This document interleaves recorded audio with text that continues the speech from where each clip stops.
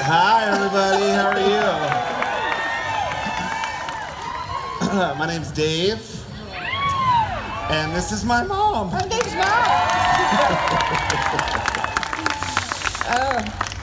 I see a whole cast from the past right here. Oh, yeah? Right here, yes. Oh, hey. Nancy. Hi, Nancy. We're going way back. Yeah. I'm not used to audiences during the daytime. I know. It's fun. This You get is to odd. see what their reactions are. Yeah. So my mother wrote a book. The first, let me. I don't really know how to begin because I've never interviewed my mother before. But look, I'll begin by saying if it weren't for my mother, I wouldn't be here right now. Done. But my mother and I have had a great relationship my entire life. She is honestly the coolest mom that I've ever met, and she really is. She's always, since day one, she's always been very cool. About 3 or 4 years ago, 3, yeah. she said, David, I think I want to write a book. Which I thought, fucking finally, come on. My mother was a public school teacher for 35 years. Yes.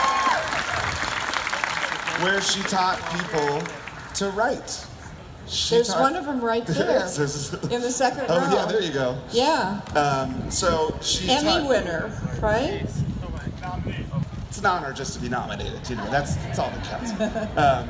So she taught generations of people to write and express themselves and be creative and do their own thing. So finally, 3 or 4 years ago, she said to me she wanted to write a book. And she told me the concept of the book, which was to explore the relationship between mothers and artists and kind of dig into maybe how that influences the creative direction or output of an artist's career or body of work. And it's really interesting because I definitely think that what I have done and how I've done it is all because of the lessons that I learned as a child from my mother, whether it's responsibility or lack of responsibility or work ethic, whatever it is. That kind of thing all starts here with you, Mom. Thank you. You're welcome. So, okay, can I interview you? Sure. I haven't done this yet. Go right ahead. Yeah, this is a first, just so you know. Yeah. So, okay, and I have questions that I don't know that... Unscripted, by the by. This is true. I'm going to ask you some things in front of a bunch of strangers that you might not want to... Tell me, and I've never asked you this, what's your first musical memory? What do you remember as a child? Oh my, I suppose it would be, my mother sang to me a lot, and she would teach me funny songs. My mother was sort of dramatic, if you remember her. Granny? Yes, she was pretty dramatic. And she would teach me songs with motions to them, and I think that might be the first time I sang when I was really little. We would sing around the house. And then we didn't have television, this is way back, and so I listened to the radio a lot. But music wasn't a huge industry then, for one thing. There were a couple record companies, and there were, way before rock and roll. I'm pre-Elvis and that whole thing. Listened to Frank Sinatra and listened to, and I loved Broadway music. I loved, I bought books of lyrics from Rodgers and Hart. That was one of my favorite books, and I learned all that music. When did you realize that, also my mother is a singer. My mother can sing, and she was in... Could. Past tense. No, come on. So she was in, she had a group called the Three Bells. They were an a cappella singing group. A 50s girl group. Yeah. We were good. We were. But when did you realize you could sing? I don't know. We had so much music in our school. This is in Ohio in the 50s, the Midwest 50s, really wholesome kind of growing up. I was in the suburbs, sort of out in the country, and our whole social life was in school. And then all our activities were there, and a lot of it was music. We put on shows all the time. Wow.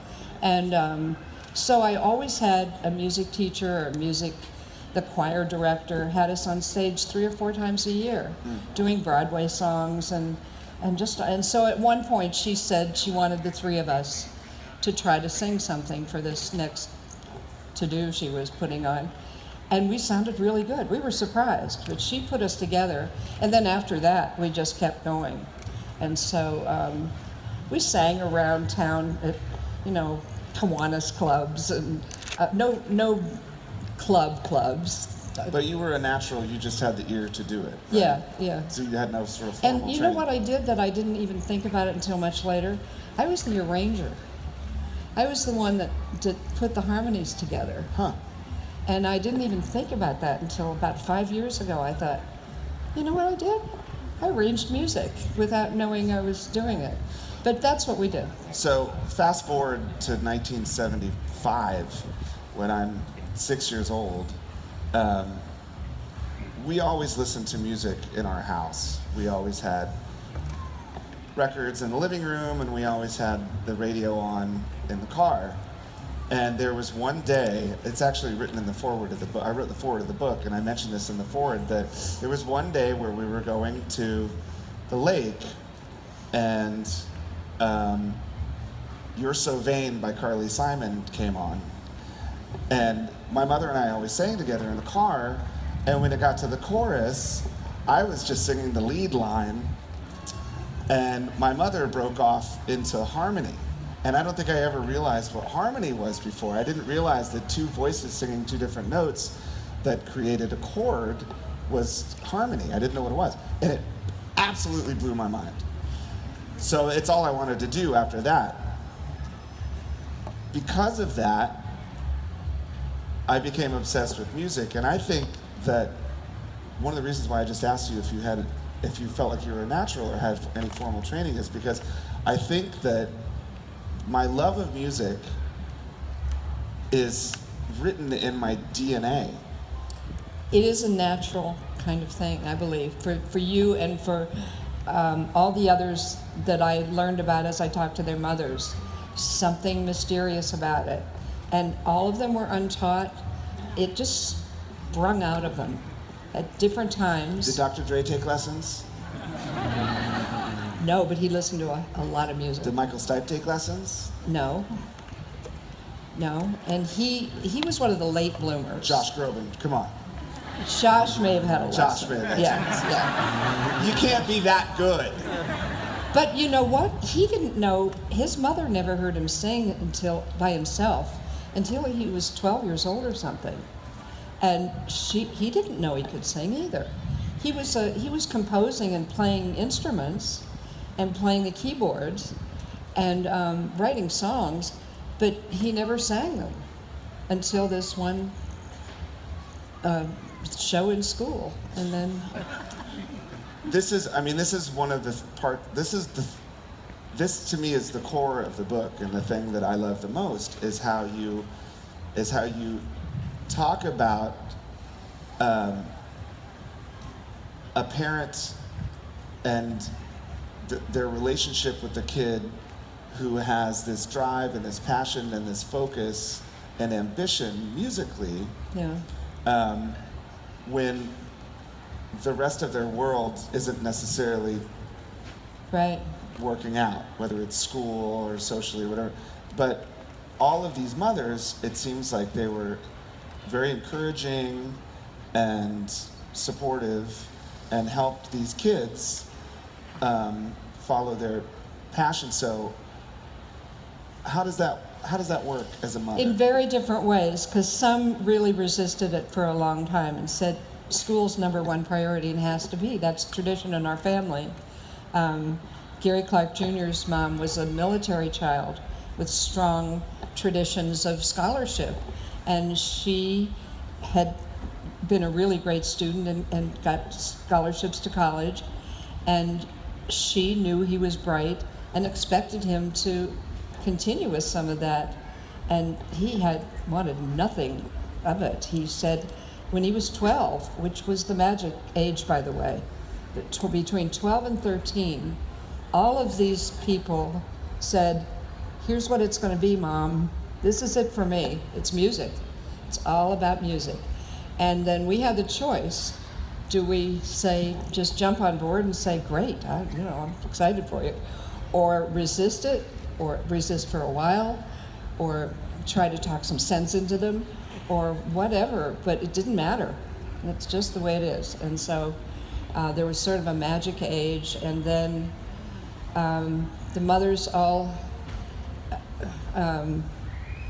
Sandy Clark just exhausted herself trying to figure out what to do. She took his guitar away, she took his car away, and he just started to become a different person, unrecognizable, lost his spirit.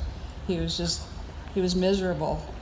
And finally she said, okay, go. And now I saw her 2 weeks ago, she was here for a show. She's having the time of her life. So she's really happy because he's such a genius, and he was a good kid. But also, we went through the same things with schools. We got constant reports, he's not focused, he's looking out the window, he's not paying attention. She's not referring to me. He's not. And then they come home with their instruments and their group, and they're completely focused, they're completely determined and intent, and it's just a different person. So you notice that at some point. Maybe because I understood a little more about music than some of the other mothers did, not traditionally and classically, but I just knew what it was like to want to sing and do that. Right. I'm not sure, I haven't worked all that out, because we did it differently. We had different journeys, and the mothers they're all strong women. All the sons say, my mother's the strongest woman I know. And they don't all come across exactly that way, but they were really involved, and they were there. Right. So, and they still are. They're all still involved, and I know. And as an I'm educator, worried about going home to Fairfax County. I might not be so popular there. I might never have been, I don't know. But there's so much more we could do. We could do a lot better with arts, with little, yeah. And a lot of the musicians have formed their own institutes and so on to keep working on that. But a lot of it just comes down to the teacher you get.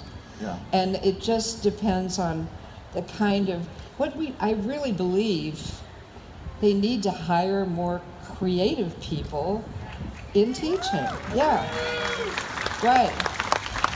I mean, when you're taught senior English by the football coach, you're not sure what you're going to get.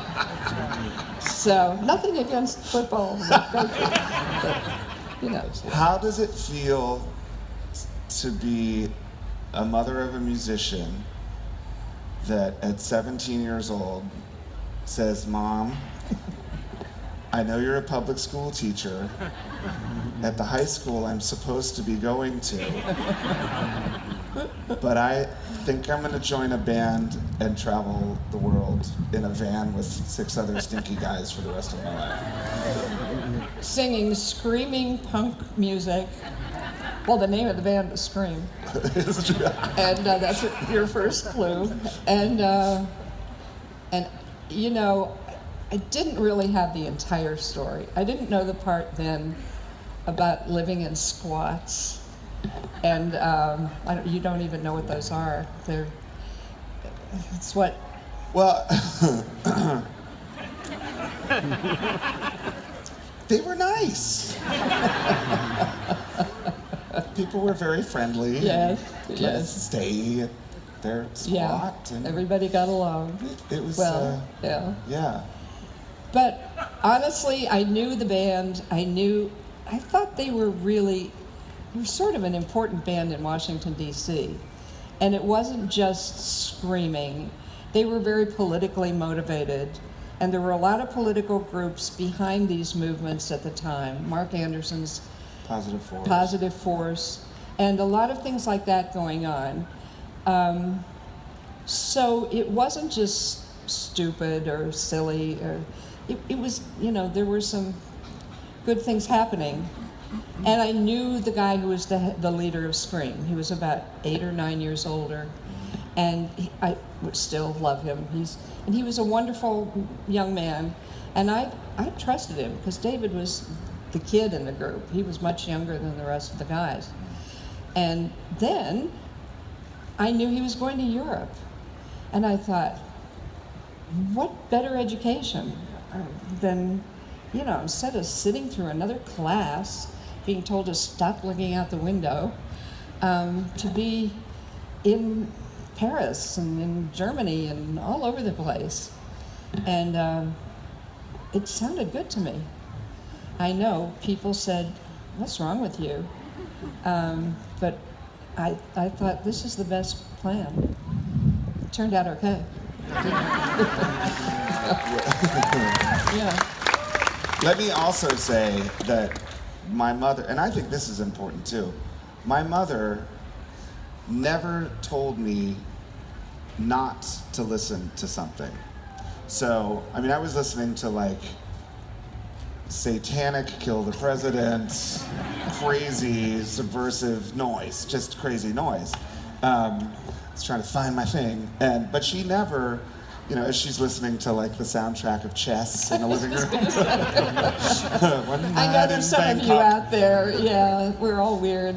But coming back, by the way. It was important, and I think you mentioned it in the book too, that it's important for a parent to expose their kid to lots of different types of music. My mother used to take me every Sunday. We would go to this jazz club in Washington, D.C.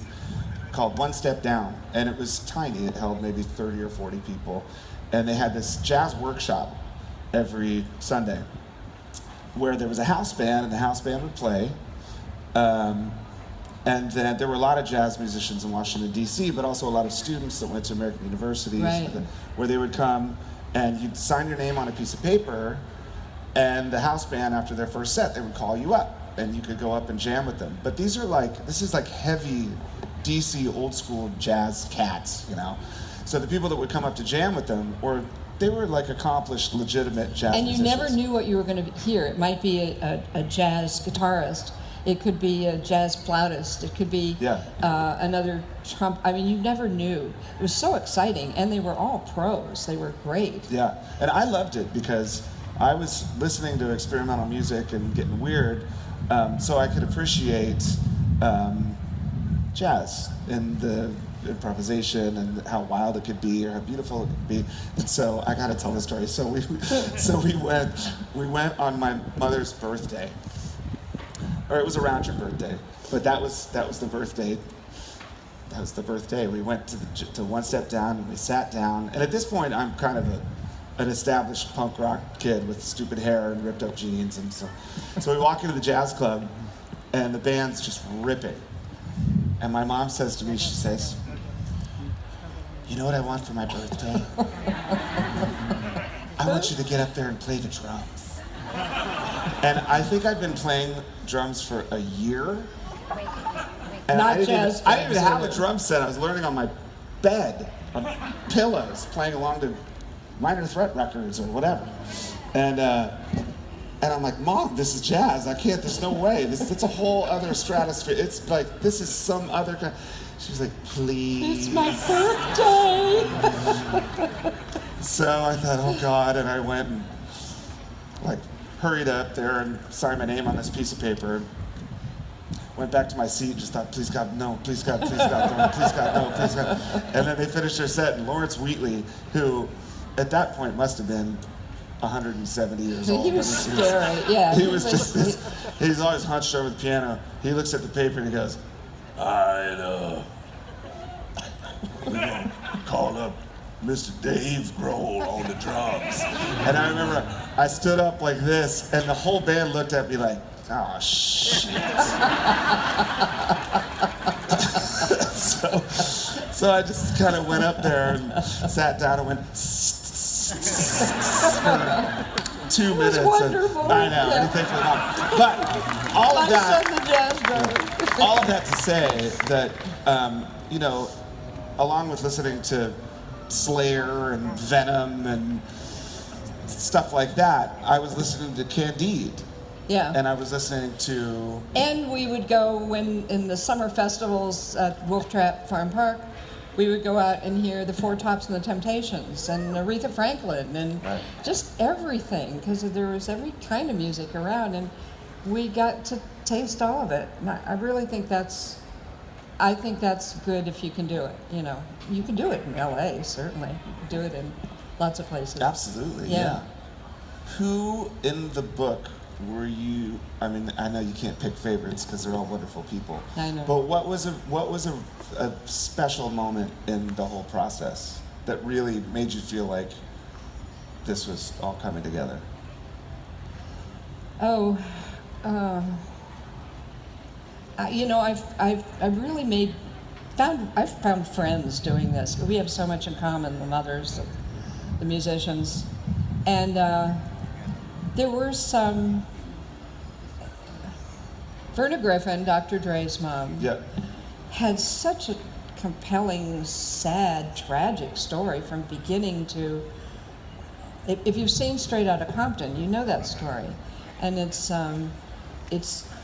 amazing, and she's more fun than anybody on earth. She's just great. We're going to do a radio show together next week. She's doing it from here, and I'm going to be in New York, and I don't know what it's on. First of all, when your mother calls you and says, I just got off the phone with my publicist, it's like, what the fuck? You're what? You're my mom. But you also loved it when I said, guess who I just talked to? Dr. Dre. Yeah. Well, yeah, I get these weird calls like, well, I gotta go. I have a call with Dr. Dre in about half an hour. It's like, oh my goodness He's gracious. quite charming, by the way. And well, yeah.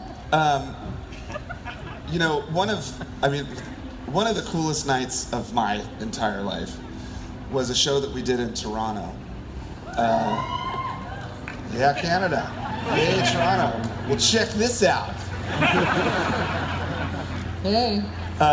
We did a gig in Toronto, and one of the mothers in the book is Geddy Lee, the bass player of Rush, is Geddy's mother, Mary. Yeah. And so Mary came to the show, and she's 92 years old. yes, and another awesome mom. She's cool. So to sit there and we did a Rush song for her.